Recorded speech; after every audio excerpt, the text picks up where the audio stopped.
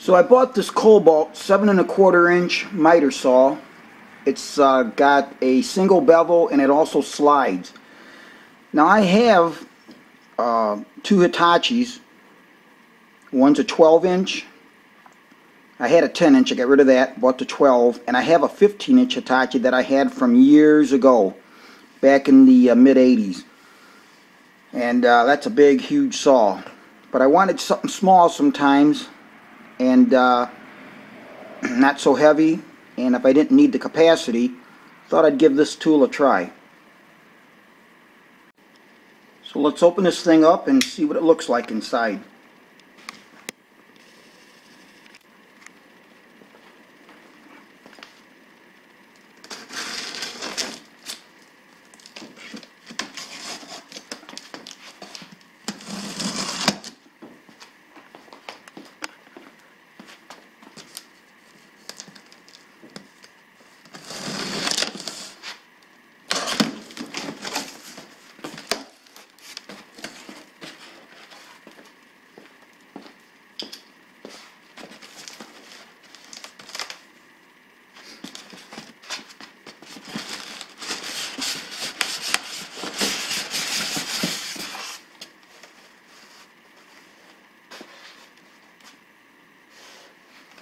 You do get some tools in here that are inside the, this looks like a, I'm not sure what that is. I think that's a handle. And this looks like a clamp to hold down the tools, to hold your work down. And then in the lid, you get the flap of the lid, you get your instruction manual. So in that top lid, that styrofoam, this would be the handle for your locking knob for your miter part that you would move the movable miter, and it's got nylon tip on it. Then you also get the bag that would go for your dust collection. And this is your clamp that would go in the back of the miter box so that you could clamp your workpiece down, set up a jig or something like that if you were doing multiple cuts. So it has multiple uses. And here you see the actual miter box in here, covered in plastic. This is the front, this is your handle, this is where your dust chute is, that bag would go on.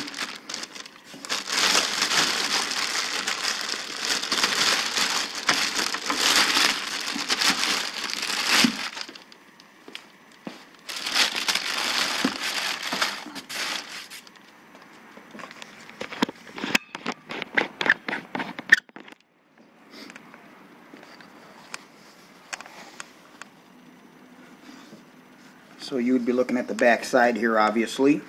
So they have it packed very well.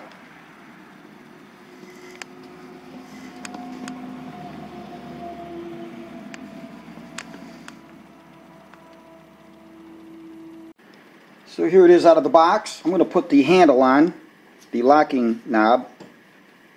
And I like that you can grip that nice. It's not rubberized, it's still that plastic or whatever material they're using. So it's not rubberized.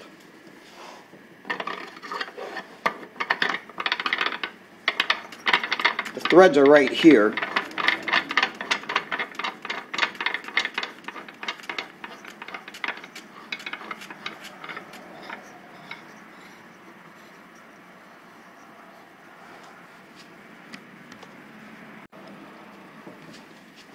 So let me loosen that.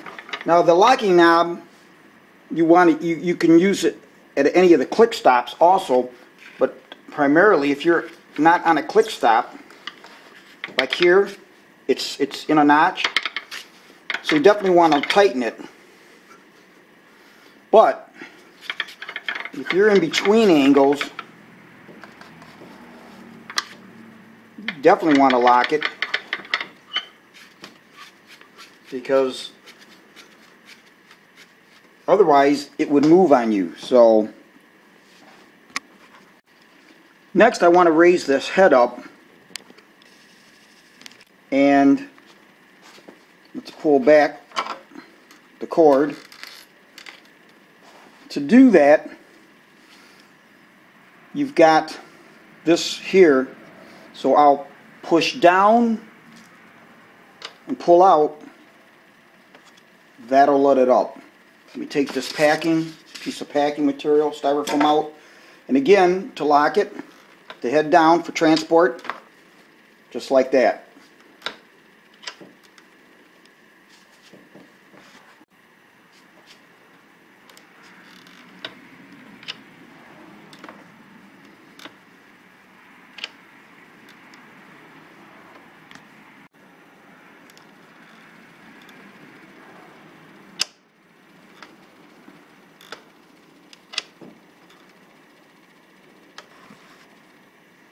This does have a nice heavy spring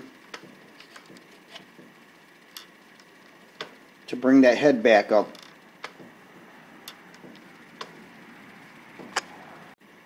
Next, I want to look at this feature right here, this locking knob. Remember, this is the knob that you'd use to lock the head down.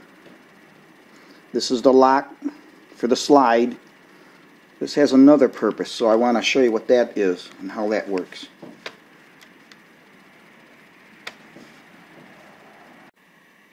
So what that screw does, what this does, is if you want it to go all the way down, this surface and this surface will mate. That'll be your full down position for the cutting head. But if you don't want it to go down that far, and you want to limit its travel for whatever purpose, you would turn this, and you can see, I'll just turn it out so you can see it there, okay? Then that would come down, and that would be your stop. So if you were doing something that needed, say, a kerf or whatever, or you just wanted to go down so far, and then use your slide to make kerfs, to go so deep, maybe you want to cut a manual dado that way, you know, slide it forward and just keep cutting dados, and you only want to go so far, you can do it like this, which is nice. Then, instead of changing this, you flip this little thing up here. Now you can go ahead and do your deep cut, your cutoff piece. And if you're going to do multiple pieces with a certain process, then just bring this back down, and you're back to where you were. So you don't have to change the setup, which is what you really want to do when you're doing repetitive setups. Anytime you're doing anything with wood, I always try to cut all my sizes. If I'm making a cabinet, cut all my sizes at the same time. So that's an interesting feature right there. Really, really do like this. Alright, let's look at the slide. This would be your locking knob, so that it wouldn't slide on you if you were just doing miter cuts or just doing straight down cuts. So now, if you want to do a slide cut, bring it down, bring it across just like you would a radio arm saw.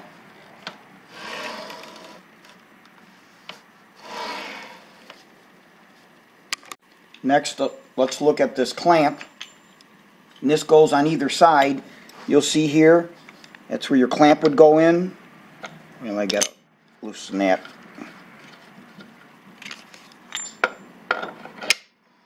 So that would go in there like that. And obviously, if you had stock in here, let me move this up. Now this is hefty. This is a nice rigid piece. So, you know, you put that in here, and whatever your stock was, bring it in here and clamp it down to the stock to hold it. Next we're going to put on the dust collection bag, and this is similar to anything that you get. It's got the zipper. It's kind of see-through. It's not real heavy, but I mean it's like a nylon or some material. and lightweight. Got the 2 tabs you pull on here, and just like that.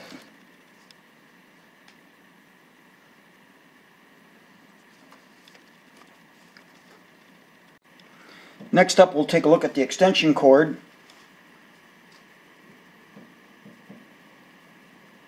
And I do like the fact that it has some cord restraints, one here and one here.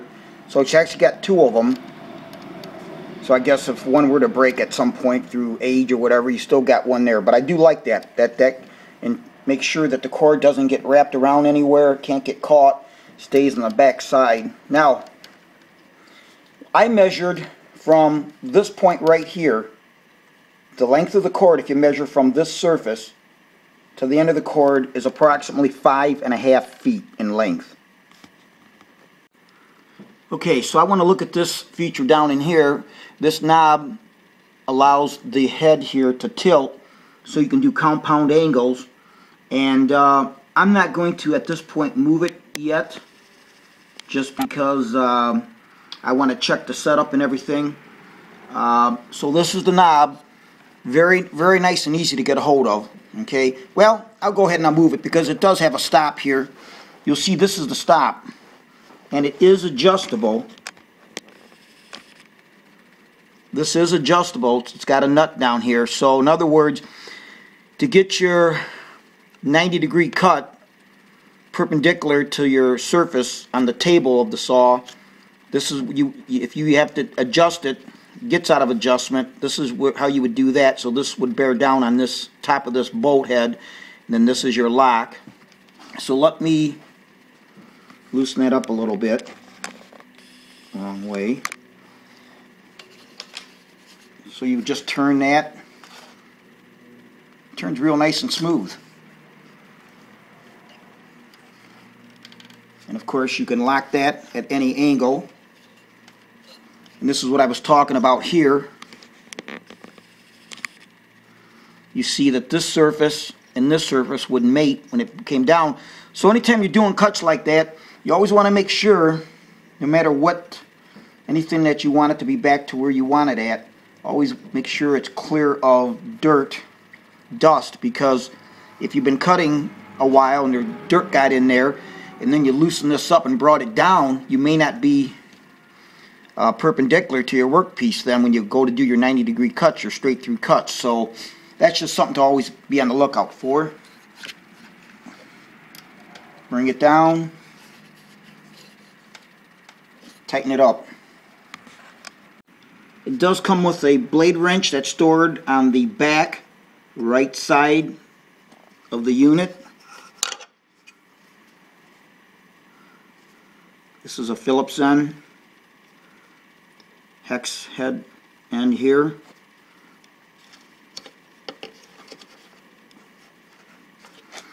Something else, should you want to mount this permanently, it does have holes here, front and back, so that you could mount this permanently. A lot of times if I'm using this, it's either going to be on the ground, or if it is on a sawhorse, then I'll just take clamps and clamp on this surface to the sawhorse top. I'm going to take a look at the action of this blade guard here. See how that works. One lock the head. We'll bring it up.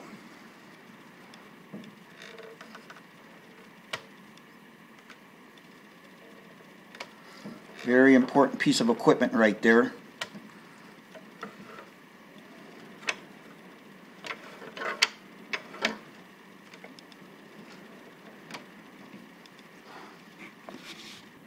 Alright, we're going to take a look at changing this blade.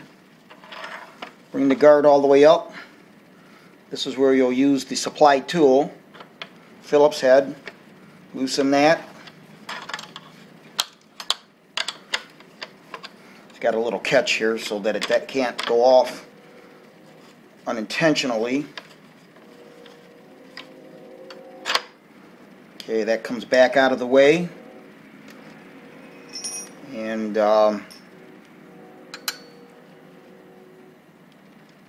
So then the next thing is, and you've got a blade lock. Right on the other side of my hand here is a blade lock. Turn that, you'll see where there's resistance. It doesn't want to work. Now let go of it. It moves. I'll push in on the knob on the back side. Then I'll just let go of it a little bit. It released. And then just go ahead and take off your blade. This does come with a 7 1/4 inch blade. It's 40 teeth. And here's the blade lock I was talking about right here. So let me get on the blade here and I'll turn it. You see the blade turning. So now I'll just bring my thumb down on it. And as soon as you hear that click like that, it caught, and I'll let it up a little bit. See there? So very simple. Saves you from having to have two tools. You know, your Allen wrench and a crescent wrench. It does have a nice table insert that you can take out. Now all your indicators here, should you ever have the need, they are adjustable. So as things wear in time, or you need to make adjustments, you can move this so that once you get this, say, to your perpendicular, you can set this to 0. Then everything should be calibrated okay then after that. So any indicator on here is fully adjustable for that purpose. Alright, let's look at the handle area here where you would grip it to bring it down. Nice and rubberized, nice sure grip. Right over here you can see there's a hole should you want to put a lock in here so you can lock it off. And I'm going to put my hand over here. If you push in, you'll know it won't turn on. So it's got a safety here, and that's that yellow piece. What you have to do, it's a two-part thing. Well, actually one motion. It would just be natural. You'd bring it down and in. But what you do is you have to push this down.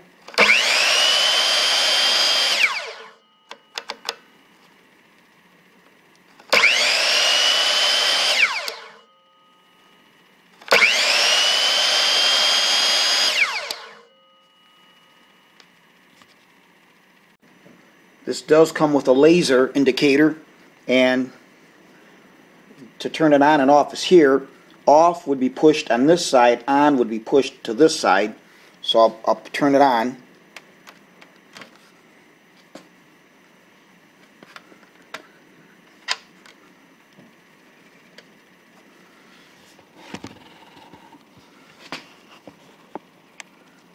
Now let me put a piece of wood there so you can see it.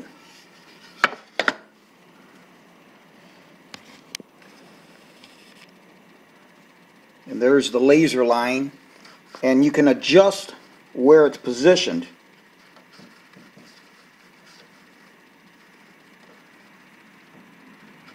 And that's going to be easy to do, because what I'll do is I'll clamp the piece down,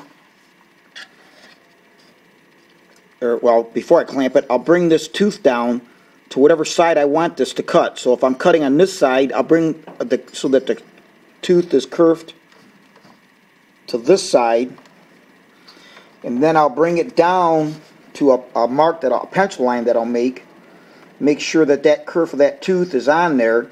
Clamp the board down, bring the head up, and then turn this indicator, turn this until it lines up with the line, and then make a test cut and ensure that that is in fact adjusted properly.